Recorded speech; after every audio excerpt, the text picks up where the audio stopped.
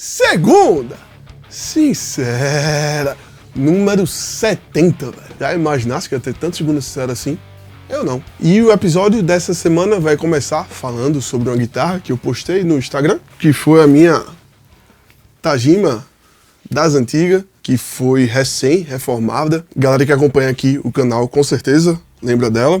Ela tinha um Relic horrível nela. E meu grande amigo e luthier Cobaia deu essa reformada nela, refez toda a pintura, pensando muito na guitarra do Steve Ray Vaughan, uma das suas Stratos.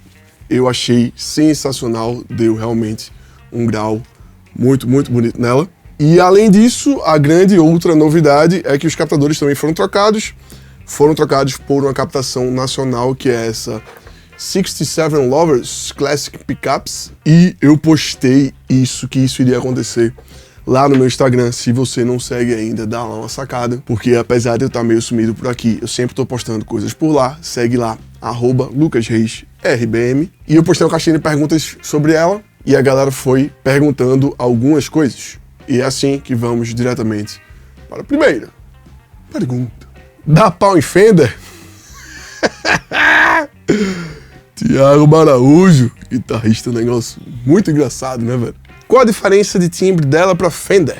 O captador é DiMarzio PAF. Então, Koala Nu, como eu falei agora no começo do vídeo, os captadores dela eram anteriormente os captadores do Andy Timmons, mas que agora são os captadores da 67 Lovers Pickups. Em relação à Fender, que está no meu bag por ali, que tem um PAF da DiMarzio na ponte, eu diria que esse captador aqui ele é um pouco mais aberto, um pouco menos médiozão do que aquele PAF, e tem os graves não tão definidos quanto. Apesar de que essa é uma conclusão também tirada baseado no som dessa guitarra em específico, saca? Que tende também a ter um som um pouco mais aberto do que a minha Fender, um pouco menos médio e também com os graves menos definidões, o que eu acho muito bonito. E por isso, em várias situações, eu escolheria esse instrumento aqui ao invés da Fender, por causa das suas características sonoras, já respondendo também aí a pergunta anterior da pau em Fender. São dois instrumentos com sonoridades totalmente diferentes, e se esse for o critério, em um momento você vai querer tocar em um, em outro momento você vai querer tocar em outro, mas que, logicamente,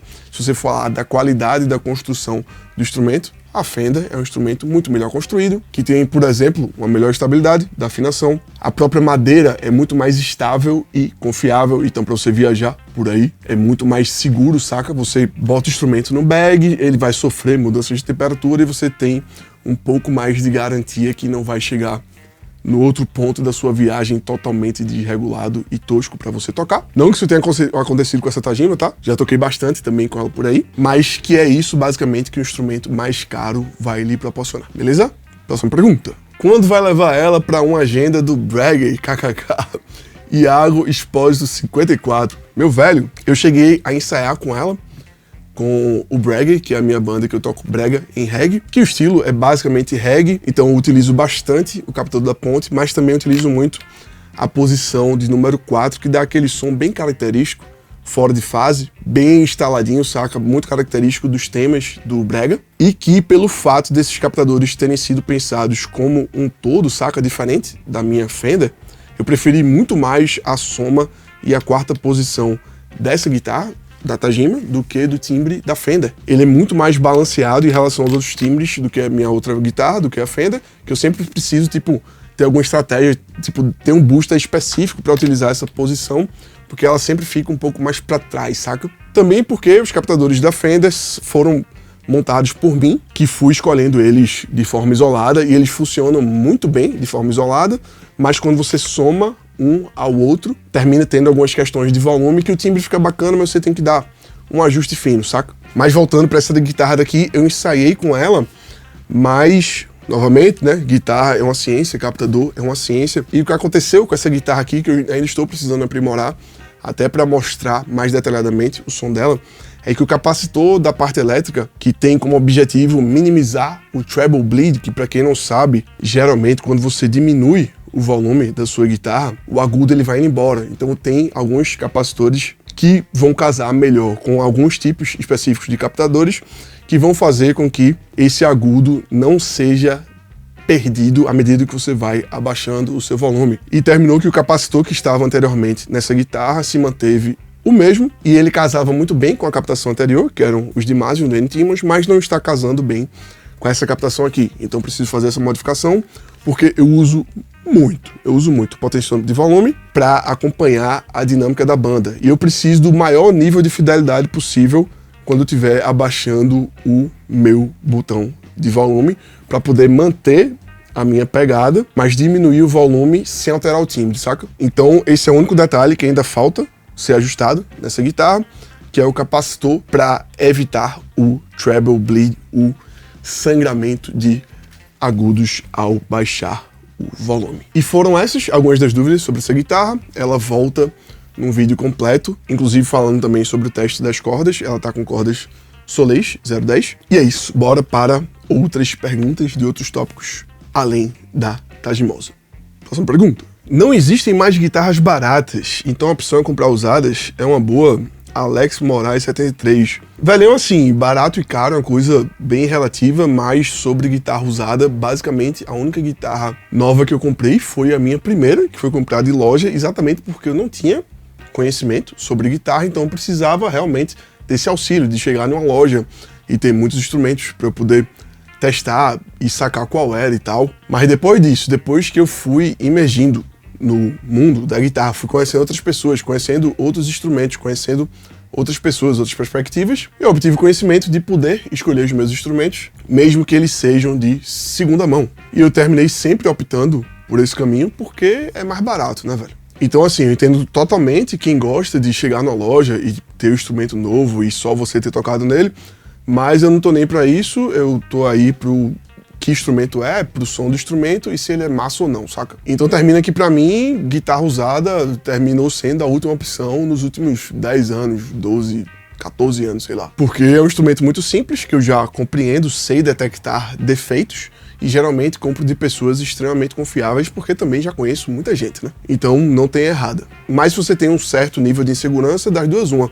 Ou você junta uma grana e compra novo, que também geralmente tem a vantagem de você poder dividir várias vezes, né?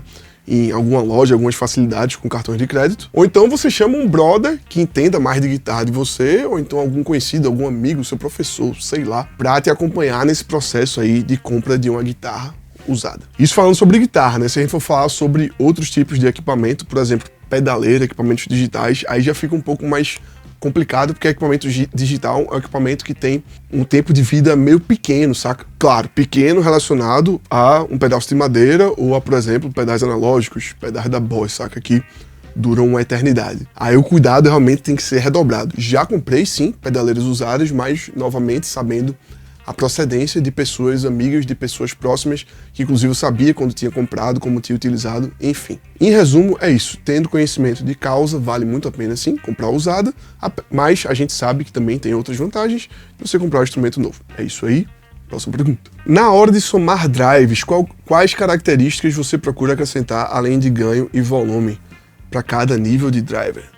lucasal.pe. Velhão, eu diria que a minha menor preocupação quando eu vou somar drives é o nível de ganho, porque provavelmente o meu objetivo vai ser escalonar, né? Escalar esse nível de ganho com esse tipo de soma, saca? A minha maior preocupação sempre é a equalização, velho. Porque imagina que você tem um espectro de frequência ali entre 0 e 20K. E em cada pedal de overdrive, tipicamente tem um botão de tonalidade que vai resumir a forma que a equalização vai se comportar naquele pedal. A real é que a possibilidade dessas duas equalizações, desses dois drives diferentes se casarem, ela não é exatamente muito grande não, saca? Principalmente quando você fala de pedais que tem equalizações muito extremas, tipo pedais tipo Tube Screamer, saca? Que tem uma acentuação gigante de médios e às vezes pode destruir ou salvar o seu drive, saca? É muito mais fácil você, tipo, somar drives, por exemplo, na frente de um amplificador, exatamente pela possibilidade de equalização a mais que o amplificador traz, saca? Às vezes não só com um botão de médio, como também um botão de presença, às vezes com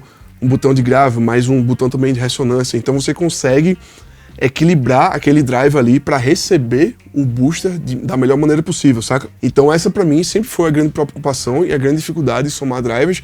Por isso também eu gosto muito de boosters que não tem muita equalização ou muitas características embutidos como boosters simplesmente 100% limpos para ser utilizados antes de drive só para dar aquele boost para tipo empurrar as próprias características daquele drive, ou então boosters que têm características de equalização mas que são sutis, não são tão exageradas, como boosters como por exemplo o IP Booster, que é um booster excelente, tudo que você bota na frente dele fica lindo, saca? Inclusive som limpo, que é esse cara aqui, ele é um pedal realmente sensacional, tudo que você bota depois dele, principalmente pedais de drive, vai dar um boost sensacional. Ele tem 2 trimpotes internos, saca? Que mexe um pouquinho na curva de médios dele, mas é isso. Sobre ganho e volume, velho, uma coisa que você pode fazer, principalmente se você estiver boostando outro amplificador, é fazer a velha dica de abaixar totalmente o ganho e simplesmente fritar o input, fritar a entrada do seu amplificador, sem necessariamente mandar as características de ganho daquele pedal, saca? Sem mandar o drive do pedal, mas apenas fritando e esquentando bastante o input do próximo item, né? Que pode ser um amplificador ou um pedal. Isso pode amenizar um pouco isso daí que eu falei, que é exatamente a dificuldade de você casar as equalizações de 2 drives diferentes. Mas é isso, soma de drive é uma coisa muito linda, mas que pode ser muito feia também, caso a soma não case, saca? É isso.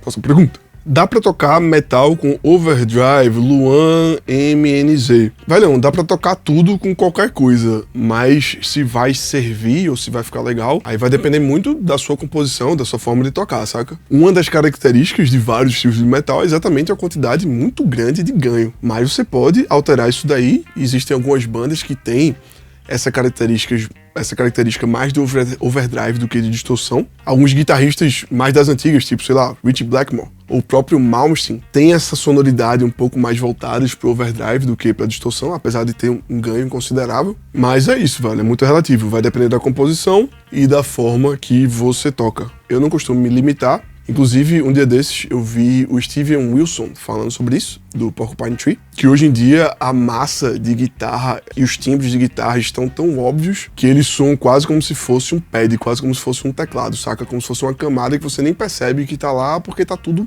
muito perfeitinho, saca? Então, uma das formas que ele utiliza exatamente para soar diferente e soar até mais pesado, até conseguindo expressar um sentimento de angústia, algum sentimento mais raivoso, um sentimento clássico, né? De um estilo mais pesado. Ele tem se utilizado, por exemplo, de guitarras Telecaster com pouco ganho, mas que a base, tipo, o baixo está bem grave, bem pesado, e o efeito disso é sensacional. Eu não lembro o nome da música agora, mas eu vou botar aqui ela, pra você dar uma sacada no Spotify, entender exatamente o que eu tô falando, de um riff que soa extremamente pesado, mas é tocado numa Telecaster com overdrive não tão pesado, beleza? O céu é o limite, meu velho. Próxima pergunta. Receitinha para timbre de funk music na linha do Cory Wong.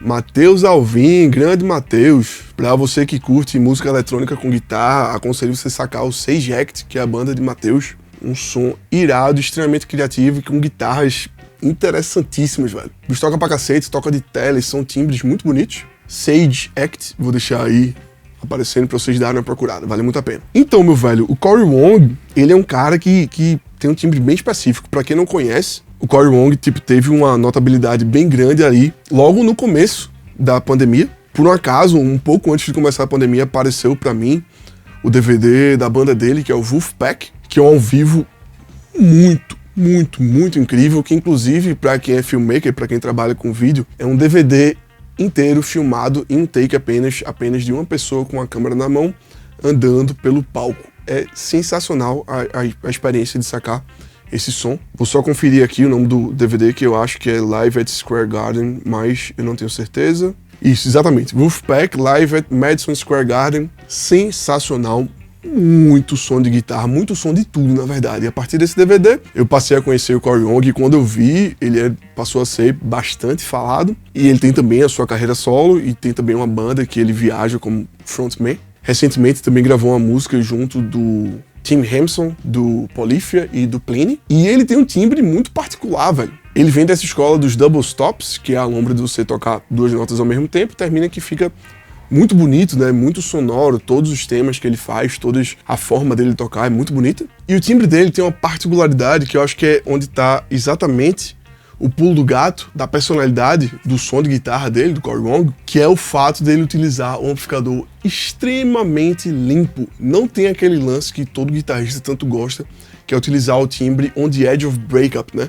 Que é aquela lombra tipo do som quase distorcendo, quando você aumenta o volume bastante e a válvula começa a esquentar e vai dando aquele overdrive extremamente natural que a gente tanto curte. Não, velho, pra ele tem que ser limpão, no nível que até os Fenders mais cleans não são suficientemente cleans para ele, saca? Ele utilizava 2 Fender ao mesmo tempo, que ele deixava no máximo no volume 2,5, exatamente para não chegar e fritar e não perder a característica do som totalmente limpo. Ele diz que gosta também bastante do Roland JC 120, o Jazz Chorus, exatamente por ele ser muito limpo, que na verdade ele só não usa ele porque quando ele empurra algum overdrive na frente dele, tipo, ele fica com agudos muito extremos, muito estridentes. E eu concordo com ele plenamente. Realmente, quando você bota um overdrive na frente do Jazz Chorus, tem um agudinho ali exagerado que você não consegue tirar, mas o limpo é realmente sensacional. O drive também fica bacana, mas tipo, fica um som específico, saca? E termina que essa característica do som extremamente limpo, fica muito forte, e hoje ele tá usando o amplificador Signature assinatura do Eric Gales, que também é outro guitarrista sensacional, incrível. Todas essas informações estão no Rig One Down dele, que é um quadro que toda vez que eu abro pergunta, ou praticamente todo dia aqui no canal, a galera fala, né, volta com os reacts e tal. Vai voltar, tá? Eu só não sei dizer quando. Como vocês perceberam aí, passei um mês, né, sem gravar vídeos. Às vezes rola isso, né, dá uma desequilibrada, eu preciso fazer outras missões diferentes do canal e termina que o canal fica levemente escanteado. Mas enfim, vai voltar. Voltando pro lance do Corey Wong, além do amplificador extremamente limpo, ele também utiliza o compressor como uma parte fundamental do timbre de guitarra dele. Ele usa aquele compressor da Wampler. Compressor extremamente simples, não usa de uma forma exagerada, até tirei um print aí para mostrar, para você sacar. Sem muito mistério, compressor simplão, para realmente deixar o som de guitarra e todas as notas que ele toca muito mais na cara. E aí vem a parte principal, que é a mão dele, velho. Não tem jeito, ele realmente utiliza um timbre específico, e para esse timbre específico funcionar, ele tem que tocar de uma forma específica, inclusive a mão da palheta dele, ao invés de ser envergada para baixo, como normalmente os guitarristas fazem, é envergada para cima, exatamente para quando ele dá o ataque de volta, tipo, ele dá uma palhetada para baixo, quando ele palheta de volta, ele palheta quase que dando um slap, quase como se fosse dando um pluck do slap, saca? De uma forma que fica um ataque maior, com mais agudo, mais brilho, e termina sendo um som mais percussivo. E ele trabalha muito também com ghost notes, saca? Então, assim, boa parte do som dele realmente vem da mão, do trabalho dele, de mão direita associada com o groove da mão esquerda, saca? Isso aí é inegável. O cara tem muito groove e muito domínio do próprio instrumento, de uma forma que ele consegue tocar extremamente limpo e comprimido e soar quase como se fosse um teclado, né, velho? Perfeito, né? Você ouve ele tocando, é uma coisa perfeita, é realmente uma técnica bem aprimorada para fazer aquela coisa em específico, com um som limpo totalmente diferente de outros guitarristas que a gente gosta tanto, tipo, por exemplo, o Frusciante, que tem também muito som limpo, mas que é sempre nessa ombra machalzeira, né? Volume gigante, altão. Se você dá uma palhetada mais forte, já começa a vir aquele overdrivezinho, saca? Não é por aí, é uma coisa bem diferente, 100% limpo. E eu acho que é isso sobre o Corey Wong, e essa foi a última pergunta de hoje, última pergunta do nosso Segunda Sincera. Muito obrigado a você que ficou até aqui. Não se esqueça aí de me seguir lá no Instagram, @LucasReisRBM, se inscrever no canal, deixar um like. E como eu acabei de dizer, faz um mês que eu não posto nada aqui. E no último vídeo, no último Segunda Sincera, vocês ajudaram bastante comentando qualquer coisa, que no caso específico foi comentando literalmente a palavra água. Um bocado de gente comentou. Isso terminou ajudando bastante, fez com que o vídeo fosse entregue para muita gente. Isso é massa. Se vocês puderem fazer isso novamente, vai ajudar bastante. Pode ser comentando qualquer coisa, tipo, literalmente qualquer coisa, sei lá, velho. Tipo, Shiryu. Comenta Shiryu aí. Que pode ter realmente esse engajamento, porque o YouTube ele é bem cruel com isso. Quando você fica sem postar, ele corta o seu alcance. Não é feito no Instagram não, saca? E é desmotivador isso, saca? Mas enfim, comenta aí embaixo que vai ser massa. E se quiser ajudar mais ainda, torne-se membro, clica aí em Seja Membro. A partir de R$5 por mês, você já ajuda o canal a ter uma vida longa e próspera. E eu consegui cada vez mais ter mais tempo pra fazer os vídeos por aqui. Beleza? É isso aí. Muito obrigado novamente a você que ficou até aqui. Valeu, falou!